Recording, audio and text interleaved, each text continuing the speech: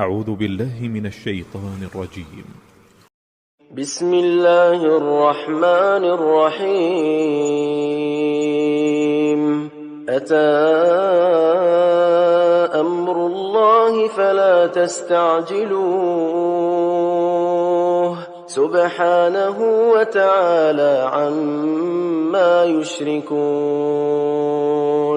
ينزل الملائكة بالروح من أمره على من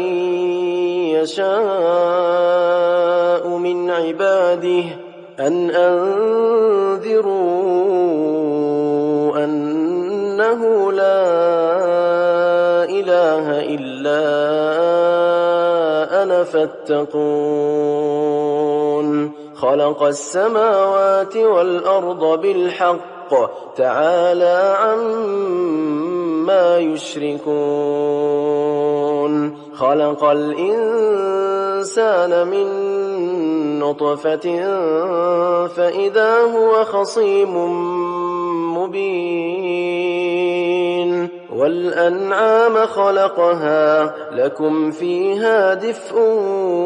ومنافع ومنها تأكلون. ولكم فيها جمال حين تريحون وحين تسرحون. وتحمل أثقالكم إلى بلد لم تكونوا بالغيه إلا بشق الأنفس إن ربكم لرؤوف رحيم. والخيل والبغال والحمير لتركبوها وزينة ويخلق ما لا تعلمون. وعلى الله قصد السبيل ومنها جائر ولو شاء لهداكم أجمعين. هو الذي أنزل من السماء ماء لكم منه شراب ومنه شجر فيه تسيمون. ينبت لكم به الزرع والزيتون والنخيل والأعناب ومن كل الثمرات إن في ذلك لآية لقوم يتفكرون. وسخر لكم الليل والنهار والشمس والقمر والنجوم مسخرات بأمره إن في ذلك لآيات لقوم يعقلون. وما ذرأ لكم في الأرض مختلفا ألوانه إن في ذلك لآية لقوم يذكرون. وهو الذي سخر البحر لتأكلوا منه لحما طريا وتستخرجوا منه حلية تلبسونها وترى الفلك مواخر فيه ولتبتغوا من فضله ولعلكم تشكرون. وألقى في الأرض رواسي أن تميد بكم وأنهارا وسبلا لعلكم تهتدون. وعلامات وبالنجم هم يهتدون. أفمن يخلق كمن لا يخلق أفلا تذكرون. وإن تعدوا نعمة الله لا تحصوها إن الله لغفور رحيم. والله يعلم ما تسرون وما تعلنون. والذين يدعون من دون الله لا يخلقون شيئا وهم يخلقون أموات غير أحياء وما يشعرون أيان يبعثون إلهكم إله واحد فالذين لا يؤمنون بالآخرة قلوبهم منكرة وهم مستكبرون لا جرم أن الله يعلم ما يسرون وما يعلنون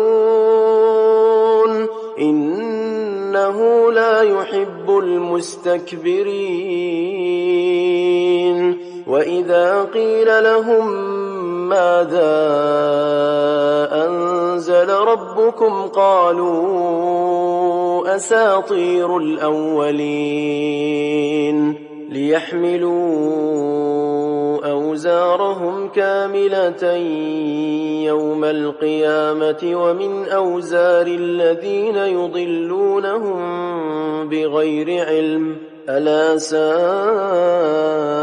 ما يزرون قد مكر الذين من قبلهم فأتى الله بنيانهم من القواعد فخر عليهم السقف من فوقهم وأتاهم العذاب من حيث لا يشعرون ثم يوم القيامة يخزيهم ويقول أين شركائي الذين كنتم تشاقون فيهم قال الذين أوتوا العلم إن الخزي اليوم والسوء على الكافرين الذين تتوفاهم الملائكة ظالمي أنفسهم فألقوا السلم ما كنا نعمل من سوء بلى إن الله عليم بما كنتم تعملون فادخلوا أبواب جهنم خالدين فيها فلبئس مثوى المتكبرين وقيل للذين اتقوا ماذا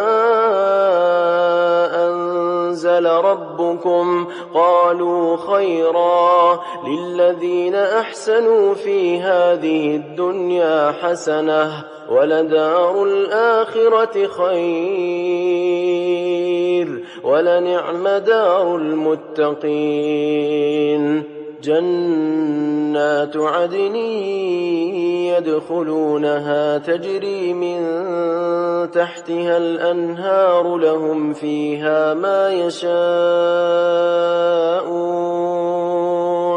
كذلك يجزي الله المتقين الذين تتوفاهم الملائكة طيبين يقولون سلام عليكم ادخلوا الجنة بما كنتم تعملون هل ينظرون إلا أن تأتيهم الملائكة أو يأتي أمر ربك كذلك فعل الذين من قبلهم وما ظلمهم الله ولكن كانوا أنفسهم يظلمون فأصابهم سيئات ما عملوا وحاق بهم ما كانوا به يستهزئون وقال الذين أشركوا لو شاء الله ما عبدنا من دونه من شيء نحن ولا آباؤنا ولا ما حرمنا من دونه من شيء كذلك فعل الذين من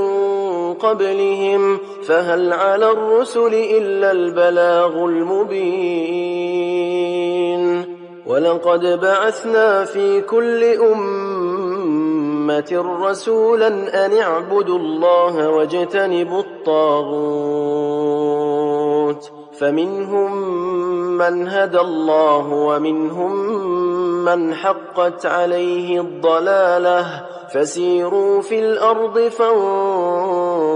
كيف كان عاقبة المكذبين إن تحرص على هداهم فإن الله لا يهدي من يضل وما لهم من ناصرين وأقسموا بالله جهد أيمانهم لا يبعث الله من يموت بلى وعدا عليه حقا ولكن أكثر الناس لا يعلمون ليبين لهم الذي يختلفون فيه وليعلم الذين كفروا أنهم كانوا كاذبين إنما قولنا لشيء إذا أردناه أن نقول له كن فيكون والذين هاجروا في الله من بعد ما ظلموا لنبوئنهم في الدنيا حسنة ولأجر الآخرة أكبر لو كانوا يعلمون الذين صبروا وعلى ربهم يتوكلون وما أرسلنا من قبلك إلا رجالا نوحي إليهم فاسألوا أهل الذكر إن كنتم لا تعلمون بالبينات والزبر وأنزلنا إليك الذكر لتبين للناس ما نزل إليهم ولعلهم يتفكرون أفأمن الذين مكروا السيئات أن يخسف الله بهم الأرض أو يأتيهم العذاب من حيث لا يشعرون أو يأخذهم في تقلبهم فما هم بمعجزين أو يأخذهم على تخوف فإن ربكم لرؤوف رحيم أولم يروا إلى ما خلق الله من شيء يتفيأ ظلاله عن اليمين والشمائل سجدا لله وهم داخرون ولله يسجد ما في السماوات وما في الأرض من دابة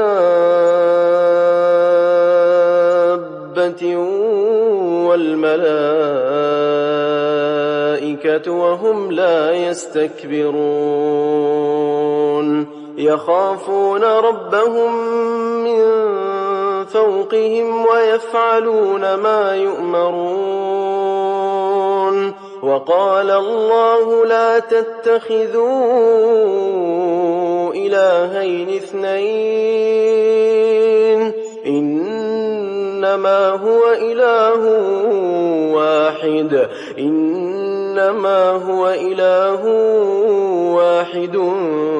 فإياي فارهبون وله ما في السماوات والأرض وله الدين واصبا أفغير الله تتقون وما بكم من نعمة فمن الله ثم إذا مسكم الضر فإليه تجأرون ثم إذا كشف الضر عنكم إذا فريق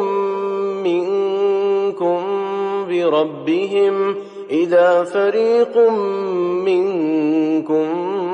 بربهم يشركون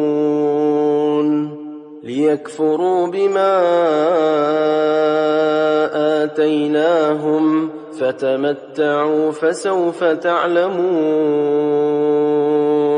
ويجعلون لما لا يعلمون نصيبا مما رزقناهم تالله لتسألن عما كنتم تفترون ويجعلون لله البنات سبحانه ولهم ما يشتهون وإذا بشر أحدهم بالأنثى ظل وجهه مسودا وهو كظيم يتوارى من القوم من سوء ما بشر به أيمسكه على هون أم يدسه في التراب ألا ساء ما يحكمون للذين لا يؤمنون بالآخرة مثل السوء ولله المثل الأعلى وهو العزيز الحكيم ولو يؤاخذ الله الناس بظلمهم ما ترك عليها من دابة ولكن يؤخرهم إلى أجل مسمى فإذا جاء أجلهم لا يستأخرون ساعة ولا يستقدمون ويجعلون لله ما يكرهون وتصف ألسنتهم الكذب أن لهم الحسنى لا جرم أن لهم النار وأنهم مفرطون تالله لقد أرسلنا إلى أمم من قبلك فزين لهم الشيطان أعمالهم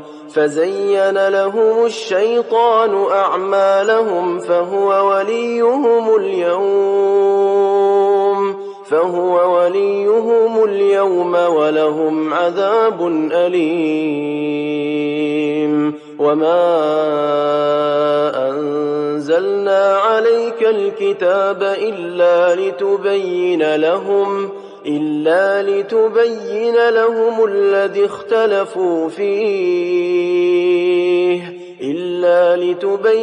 لهم الذي اختلفوا فيه وهدى ورحمة لقوم يؤمنون والله أنزل من السماء ماء فأحيا به الأرض بعد موتها إن في ذلك لآية لقوم يسمعون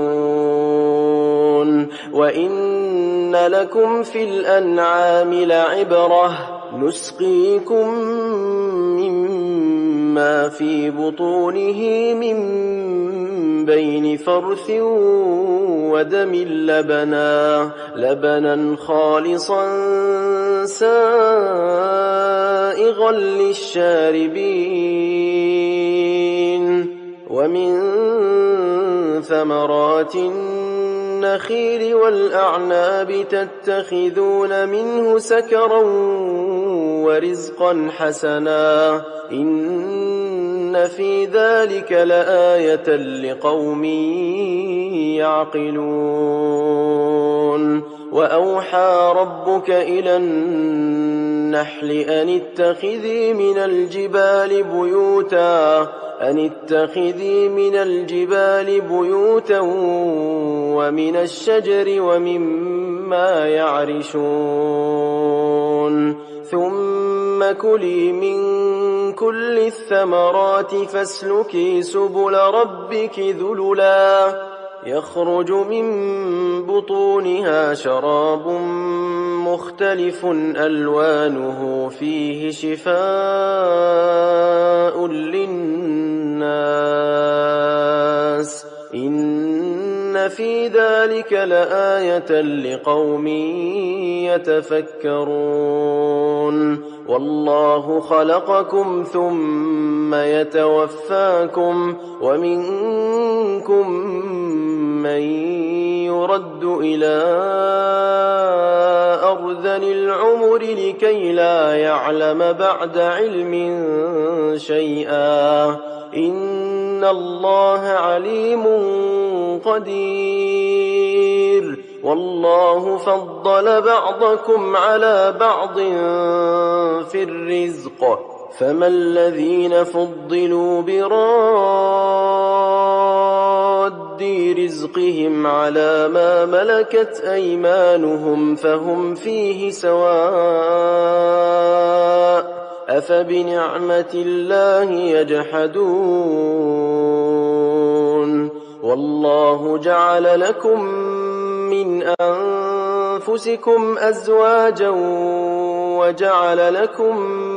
من أزواجكم بنين وحفدة ورزقكم من الطيبات أفبالباطل يؤمنون وبنعمة الله هم يكفرون ويعبدون من دون الله ما لا يملك لهم رزقا من السماوات والأرض شيئا ولا يستطيعون فلا تضربوا لله الأمثال إن الله يعلم وأنتم لا تعلمون ضرب الله مثلا عبدا مملوكا لا يقدر على شيء ومن رزقناه منا رزقا حسنا فهو ينفق منه سرا وجهرا هل يستوون الحمد لله بل أكثرهم لا يعلمون وضرب الله مثلا رجلين أحدهما أبكم لا يقدر على شيء وهو كل على مولاه أينما يوجهه لا يأتي بخير هل يستوي هو ومن يأمر بالعدل وهو على صراط مستقيم ولله غيب السماوات والأرض وما أمر الساعة إلا كلمح البصر أو هو أقرب إن الله على كل شيء قدير والله أخرجكم من بطون أمهاتكم لا تعلمون شيئا وجعل لكم السمع والأبصار والأفئدة لعلكم تشكرون ألم يروا إلى الطير مسخرات في جو السماء ما يمسكهن إلا الله إن إن في ذلك لآيات لقوم يؤمنون والله جعل لكم من بيوتكم سكنا وجعل لكم من جلود الأنعام بيوتا تستخفونها يوم ظعنكم ويوم إقامتكم ومن أصوافها وأوبارها وأشعارها أثاثا ومتاعا إلى حين والله جعل لكم مما خلق ظلالا وجعل لكم من الجبال أكنانا وجعل لكم سرابيل تقيكم الحر وسرابيل تقيكم بأسكم كذلك يتم نعمته عليكم لعلكم تسلمون فإن تولوا فإنما عليك البلاغ المبين يعرفون نعمة الله ثم ينكرونها وأكثرهم الكافرون ويوم نبعث من كل أمة شهيدا ثم لا يؤذن للذين كفروا ولا هم يستعتبون وإذا رأى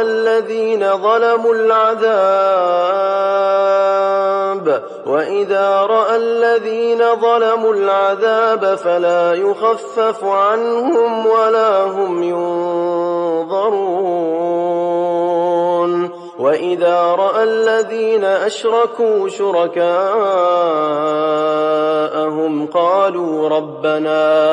قالوا ربنا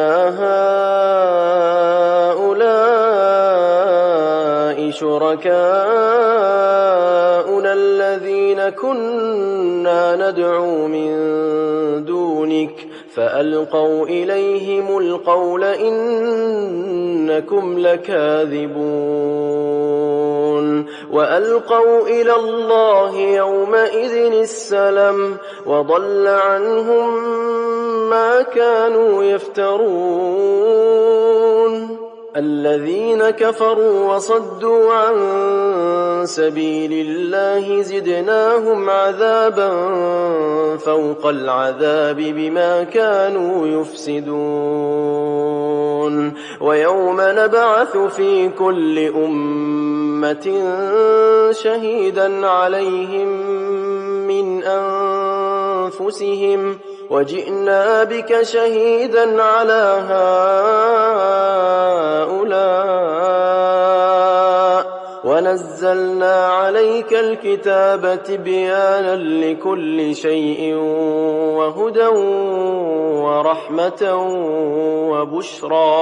وبشرى للمسلمين إن الله يأمر بالعدل والإحسان وإيتاء ذي القربى وينهى عن الفحشاء والمنكر والبغي يعظكم لعلكم تذكرون وأوفوا بعهد الله إذا عاهدتم ولا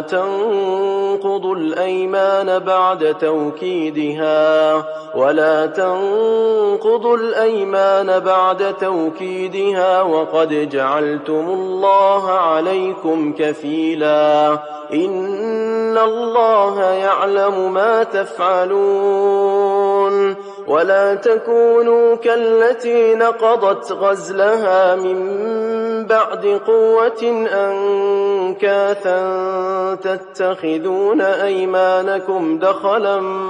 بينكم أن تكون أمة هي أربى من أمة إنما يبلوكم الله به وليبينن لكم يوم القيامة ما كنتم فيه تختلفون ولو شاء الله لجعلكم أمة واحدة ولكن يضل من يشاء ويهدي من يشاء ولتسألن عما كنتم تعملون ولا تتخذوا أيمانكم دخلا بينكم فتزل قدم بعد ثبوتها وتذوقوا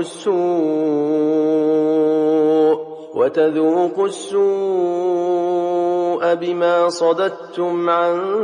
سبيل الله ولكم عذاب عظيم ولا تشتروا بعهد الله ثمنا قليلا إنما عند الله هو خير لكم إن كنتم تعلمون ما عندكم ينفد وما عند الله باق ولنجزين الذين صبروا أجرهم بأحسن ما كانوا يعملون من عمل صالحا من ذكر أو أنثى وهو مؤمن فلنحيينه حياة طيبة ولنجزينهم أجرهم بأحسن ما كانوا يعملون فإذا قرأت القرآن فاستعذ بالله من الشيطان الرجيم إنه ليس له سلطان على الذين آمنوا وعلى ربهم يتوكلون إنما سلطانه على الذين يتولونه والذين هم به مشركون وإذا بدلنا آية مكان آية والله أعلم بما ينزل قالوا إنما أنت مفتر بل أكثرهم لا يعلمون قل نزله روح القدس من ربك بالحق ليثبت الذين آمنوا وهدى وبشرى للمسلمين ولقد نعلم أنهم يقولون إنما يعلمه بشر لسان الذي يلحدون إليه أعجمي وهذا لسان عربي مبين إن الذين لا يؤمنون بآيات الله لا يهديهم الله ولهم عذاب أليم إنما يفتري الكذب الذين لا يؤمنون بآيات الله وأولئك هم الكاذبون من كفر بالله من بعد إيمانه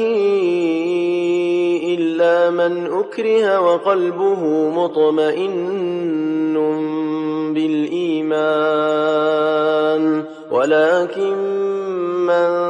شرح بالكفر صدرا فعليهم غضب من الله ولهم عذاب عظيم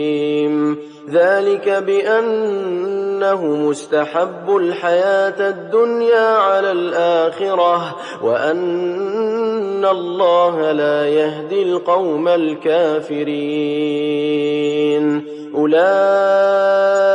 الذين طبع الله على قلوبهم وسمعهم وأبصارهم وأولئك هم الغافلون لا جرم أنهم في الآخرة هم الخاسرون ثم إن ربك للذين هاجروا من بعد ما فتنوا ثم جاهدوا وصبروا إن ربك من بعدها لغفور رحيم يوم تأتي كل نفس تجادل عن نفسها وتوفى كل نفس ما عملت وهم لا يظلمون وضرب الله مثلا قرية كانت آمنة مطمئنة يأتيها رزقها رغدا من كل مكان فكفرت بأنعم الله فأذاقها الله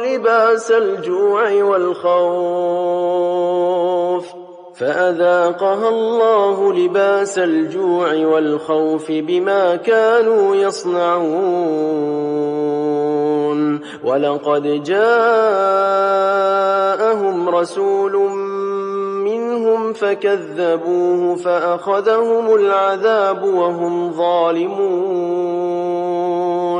فكلوا مما رزقكم الله حلالا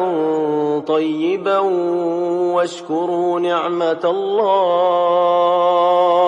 واشكروا نعمة الله إن كنتم إياه تعبدون